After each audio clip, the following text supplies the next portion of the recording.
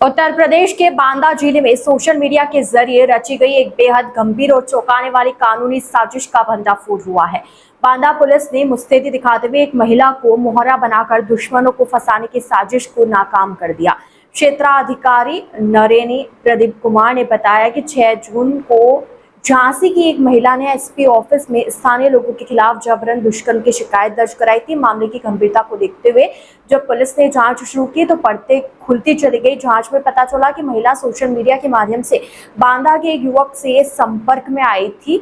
उस युवक ने महिला को शादी का झांसा, ब्लैकमेलिंग और पैसों का लालच देकर बांदा बुलाया था। पूछताछ में महिला ने कबूला कि वह युवक के धोखे का शिकार हुई थी। दरअसल आरोपी युवक की कुछ स्थानीय लोगों से पुरानी रंजिश थी।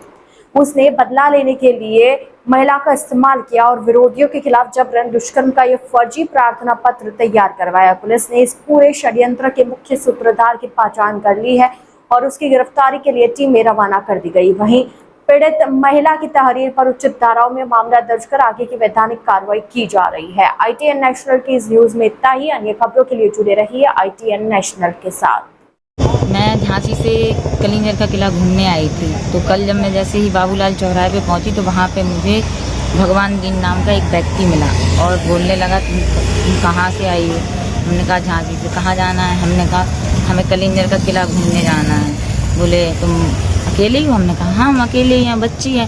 बोले हमारी गाड़ी जाती है, 500 रुपये लेती है और कलिंजर का किला घुमा के तुम्हें यहीं छोड़ देंगे। हमने कहा ठीक है। कहा चलो हम और हमारी बच्ची, हमने कहा दे देंगे 500 रुपये, कहाँ भटकते रहेंगे। तो हम उसके साथ यहाँ से तो ऑटो में बैठ गए। यहाँ से ऑटो में बैठ गए। आगे नरैनी जाने से पहले नहर के पास उसने हमें उतार लिया, जहाँ पे एक मारुति कार पहले से खड़ी थी, जिसमें एक गाड़ी चलाने वाला था और एक और व्यक्ति बैठा था। तो इन लोगों ने फिर कच्ची नहर की सड़क ली। तो हमने बोला यहाँ से कहाँ से ले जा रहे हो? नहरी नहर। तो बोले तुम्हें क्या करना है? शॉर्टकट है।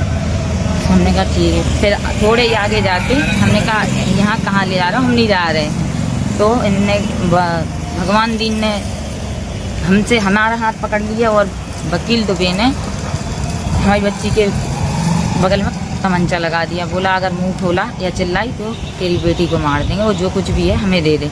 तो हम कान के पहने थे सोने के, गले में पहने थे सोने का और पैरों में पायल पहने थे। तो इन लोगों ने वो हमारी छीन ली।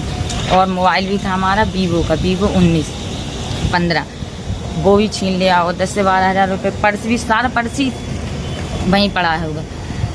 और इनने 10-12 हज़ार रुपये थे वो भी निकाल लिए। अब ये लोग हमें वहाँ ले गए। एक खाली कमरा बना था खेत में, पानी की टंकी के पास। हम चले गए क्योंकि बोले हमारी बच्ची कब्जे में थी तो हमें जाना पड़ा। हम अंदर जैसे ही अंदर गए तो ये लोग दारू मारू बैठ के वहाँ पे दारू मारू पीने लगे। ये लोग दारू मारू पीते कितने लोग थे? फिर इनने, अभी तो 2 ही है। फिर इनने फ़ोन लगाया तो आया ऋषभ नाम का लड़का। तो उससे फ़ोन किया था ऋषभ दुबे। तो वो आया, छोटू जो वो थोड़ा हकलाता भी है और छोटू भी बोल रहे थे ये लोगों ने उसे। ठीक है, वो आया तो हमारे साथ गलत करने की सोच रहे थे। तो हमने मतलब रोका तो ऋषभ दुबे हमारी लड़की को मतलब गलत नीयत से टच करने लगा। तो हमने हाथ पैर जोड़े, गालों पे मतलब कपड़े वपड़े बुरी नीयत से उतारने लगा। तो हमने हाथ पैर जोड़े। हमने कहा हमारी बच्ची को छोड़ दो, वो तो बहुत छोटी है, तुम्हें जो करना हमारे साथ करो।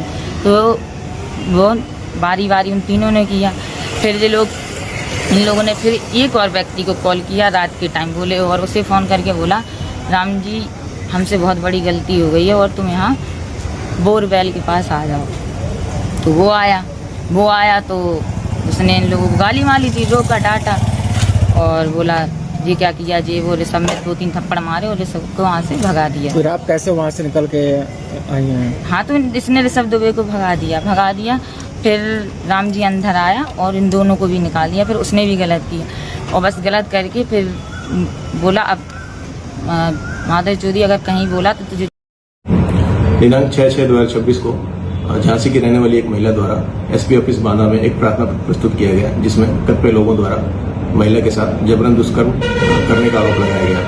प्रार्थना पत्र की गंभीरता को देखते हुए तत्काल तथ्यों के संबंध में जांच की गई तो पाया गया कि उक्त महिला बांदा के एक लड़के से सोशल मीडिया के माध्यम से संपर्क में आई तथा उस लड़के ने महिला को ब्लैकमेल करते हुए शादी का झांसा देते हुए तथा पैसों का लालच देकर बांदा बुलाया तथा अपने पूर्व रंजिश के चलते कुछ व्यक्तियों के विरुद्ध फर्जी प्रार्थना पत्र प्रस्तुत कराया। पूछताछ में महिला ने उसके साथ हुई धोखाधड़ी को भी स्वीकार किया है। पूरे षड्यंत्र को रचने वाले व्यक्ति की पहचान कर ली गई है तथा उसकी गिरफ्तारी हेतु विभिन्न पुलिस टीमें लगा दी गई हैं। पीड़ित महिला के साथ घटित घटना के संबंध में तहरीर प्राप्त कर सुसंगत धाराओं में अभियोग पंजीकृत कर लिया गया है तथा पूरे प्रकरण में आवश्यक वैधानिक कार्रवाई प्रचलित है।